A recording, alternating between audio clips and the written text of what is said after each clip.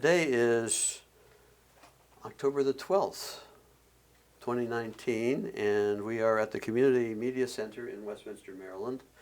I am Bill Palm, interviewing Greg Wiegel of, well, actually now you're from where? You started off in Baltimore City and... Yes, originally from Baltimore City, and then after my discharge I met a young lady at work who happened to have grown up in Hampstead.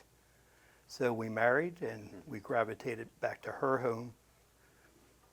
Okay, very good. And you were a Marine many years ago now. Yes, sir. Yeah. How did that happen? How did you become a Marine? Well, I was on my way to high school. I rode with a good friend of mine who I grew up with, and he informed me that he was going to join the Marines that day. And I said, that sounds like a good idea. So he and I continued over to Harford Road in Baltimore. Saw the gunnery sergeant over there. Now my friend, he had his parents' permission to enlist. I did not have such information or approval, so I had to go home to tell my mother that I wanted to join the Marine Corps. She protested initially, and then, since I really wasn't a very good student, it was more obvious to me than her that staying in school another year, year and a half wasn't going to do very much for me.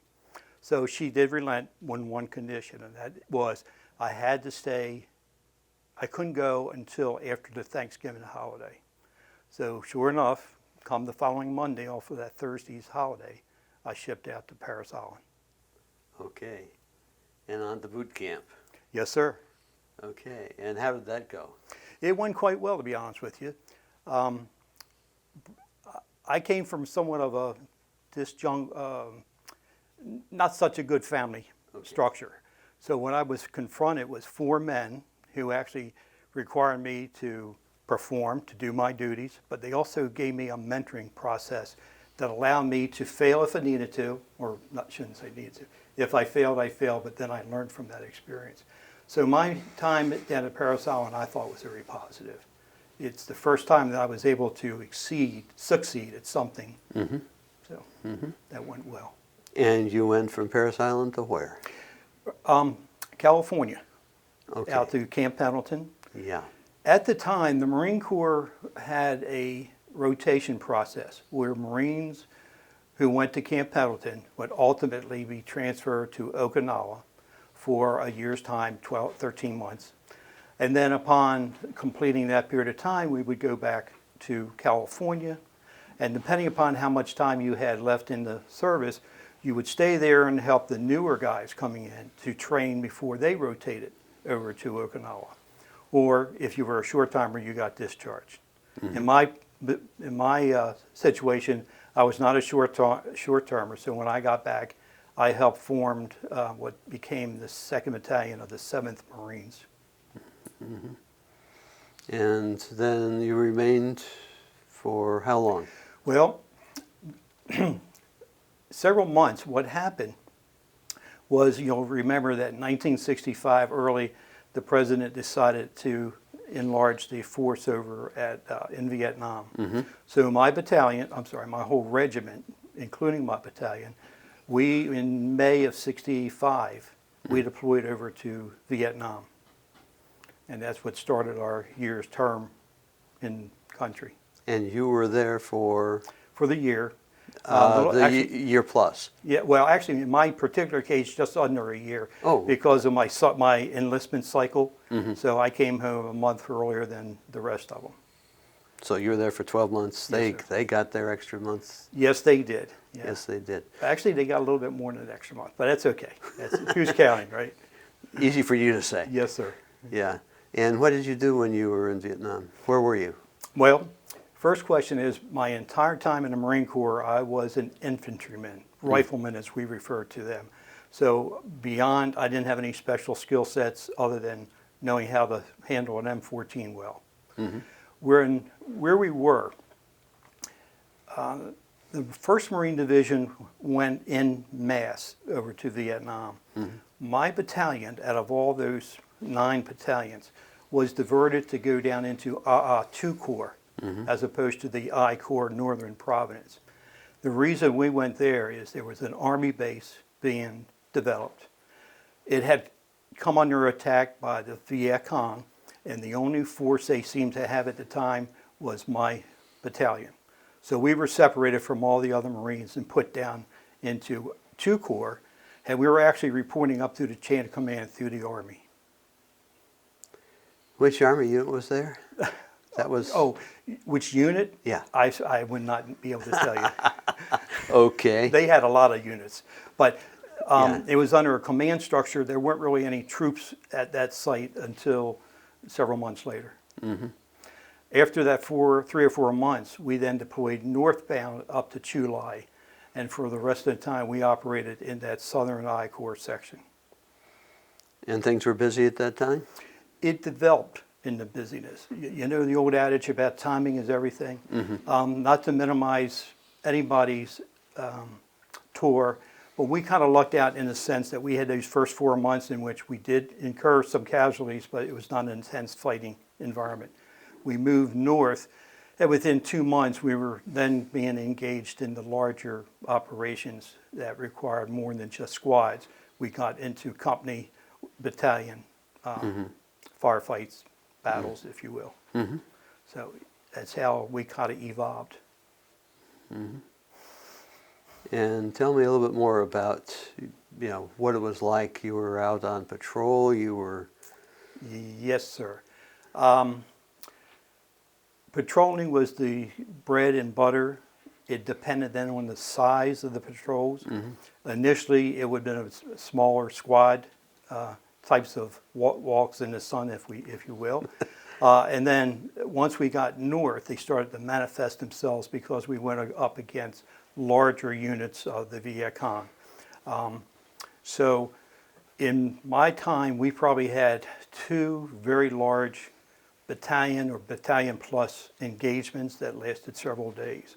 The vast majority of the time was back on those smaller scales. Not to minimize their intensity, but mm-hmm. they weren't intended to engage the larger Viet Cong forces. Mm-hmm. Well, up there you were probably fighting both Viet Cong and NVA? At that time, I don't believe we had NVA in my particular experience. Okay. They may have been in part of the enemy's force when you got closer to Da Nang. Yes. Which was north of us, probably around, I think it was like 40 miles north of us. So you didn't see North Vietnamese soldiers that looked like soldiers that... That's correct, not in my experience. Okay, yeah, and that was early enough so that... Yes, sir. Yeah. And then after my tour, I came on home, mm-hmm. and I was a short timer then. Yes. So within a matter of months, I was able to take my discharge separation papers. Mm-hmm. And from there, I went to school, went to college. Okay, so you had GI Bill. Yes, I did. And 2 things happened. I did get my GED when I went into the Corps. I had an outstanding first sergeant who insisted on young men who did not have their high school diploma to proceed and get a GED and do other coursework if we could.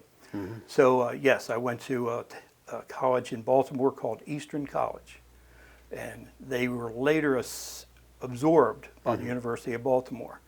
And I'll have to be frank that the GI Bill was probably my ticket into that institution more so than any grades or expectations of educational endeavor. So, but it worked out well. It took me a few more years, but I finally got a BS degree.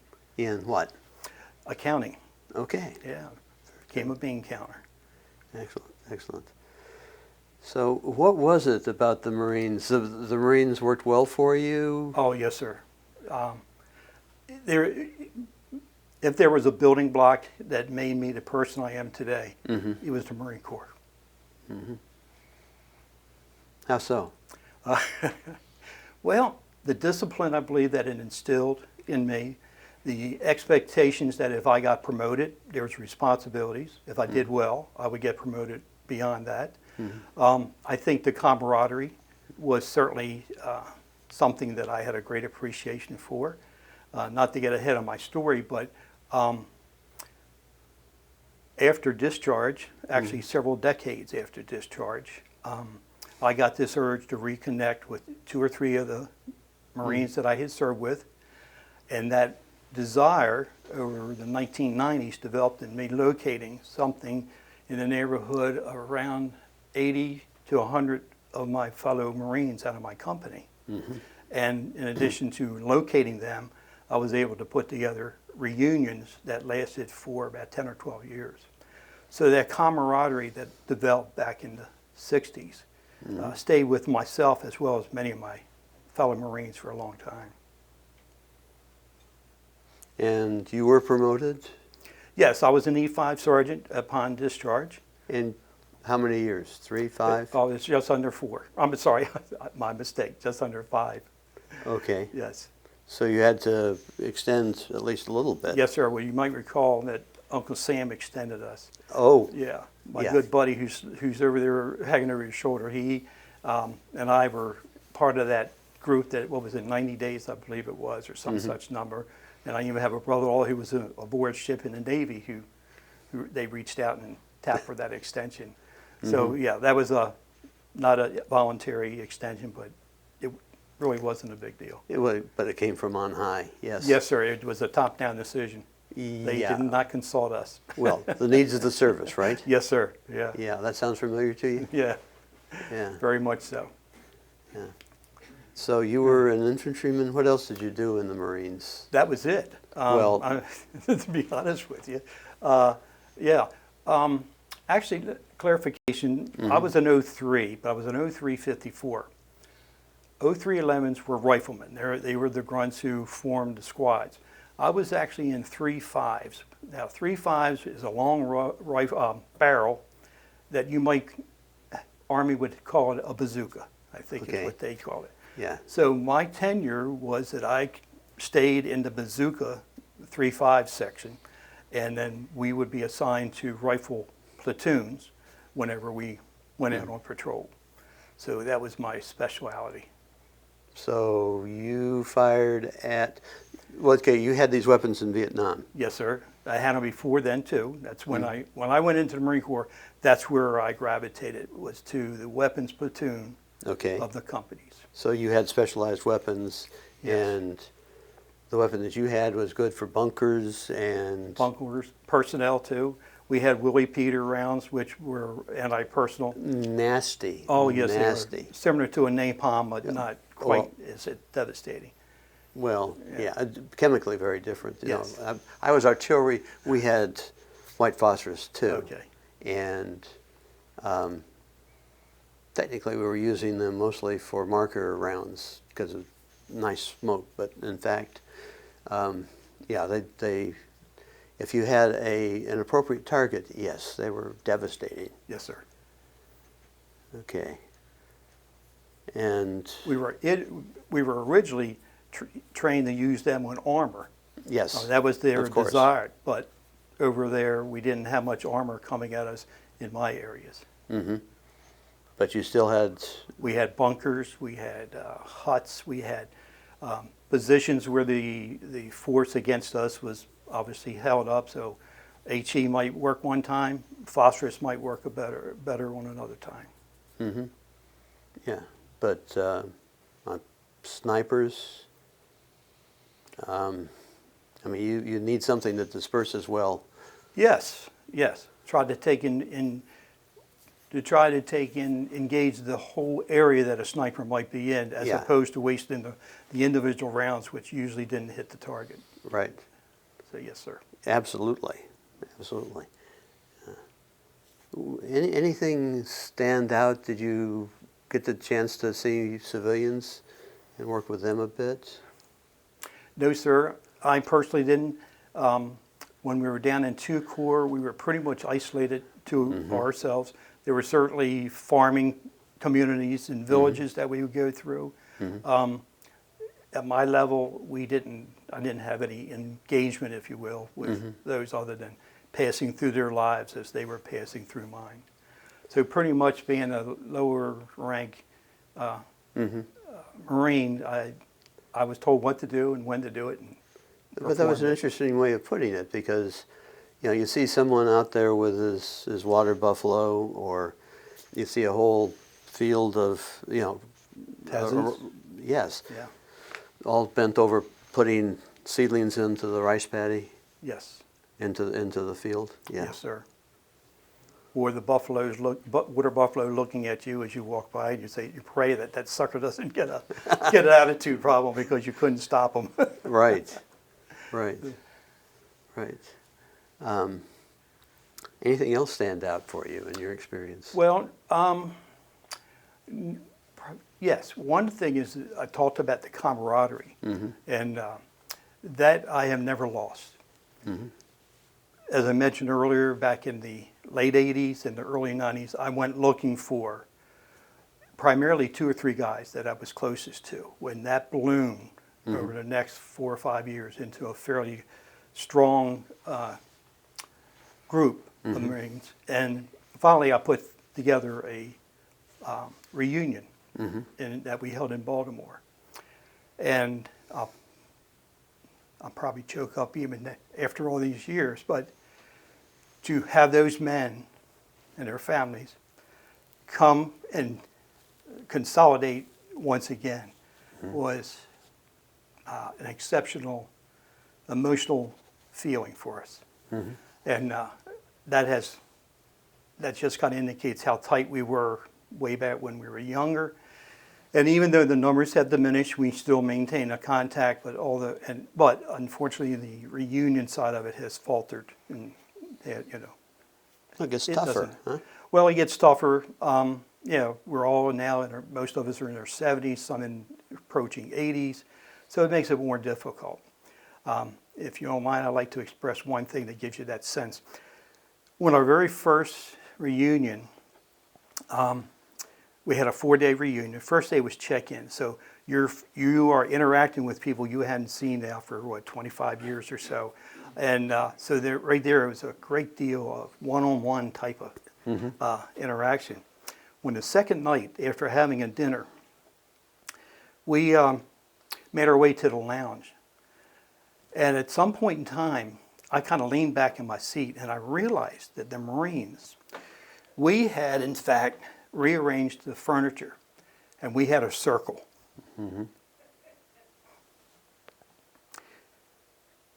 And the volume of conversations was pretty loud, and the emotions were very raw for us. And all these chatters are going back and forth. And I just kind of took that moment and really embedded that in it and cherished it.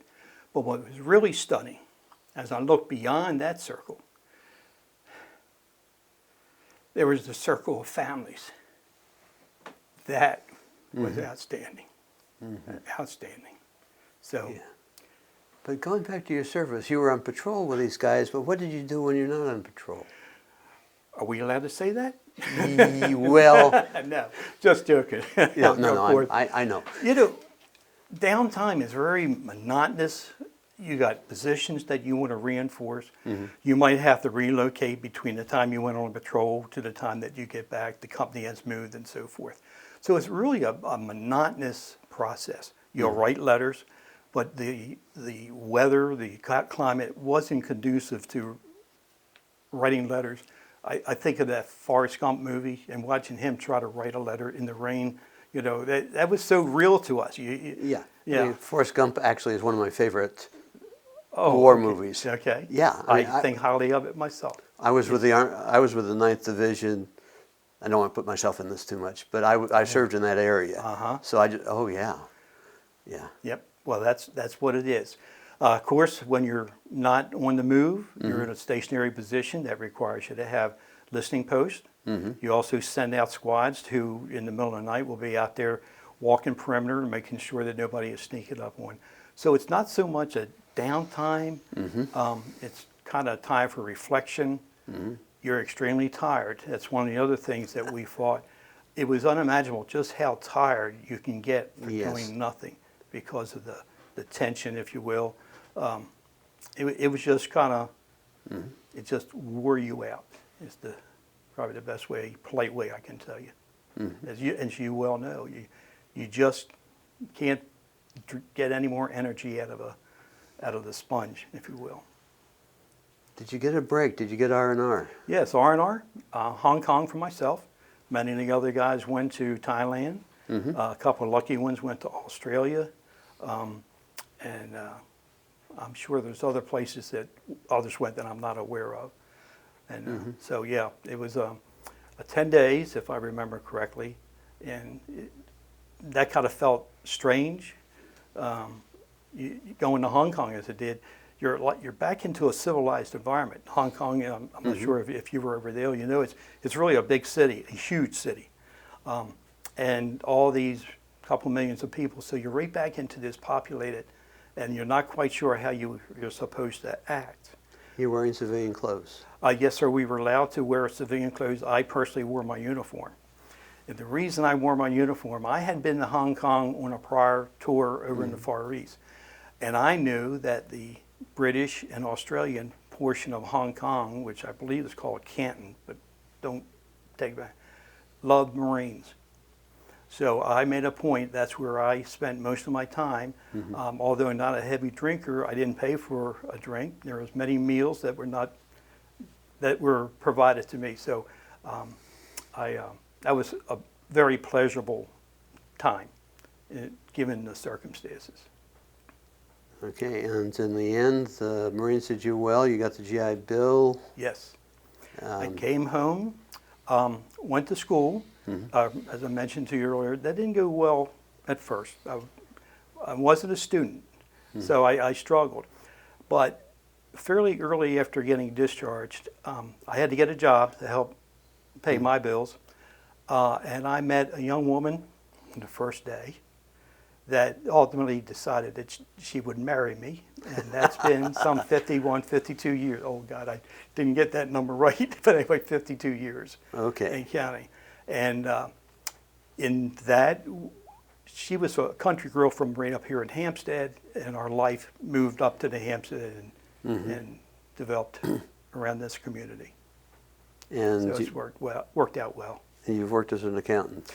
Yes, sir. I went on to get a master's degree, and I'm also a certified public accountant. Well, that's not bad for a guy who's not a student. Yes, sir, it is. And I'm kind of proud to say that for 10 years, I was the chief financial officer for Carroll County Hospital. My career path went into the healthcare, and I was basically CFO from Carroll County and several other hospitals before I retired. Well, Jerry, it's been a real pleasure talking to you. Well, it's my pleasure speaking with you, sir. Lips a little dry. Okay.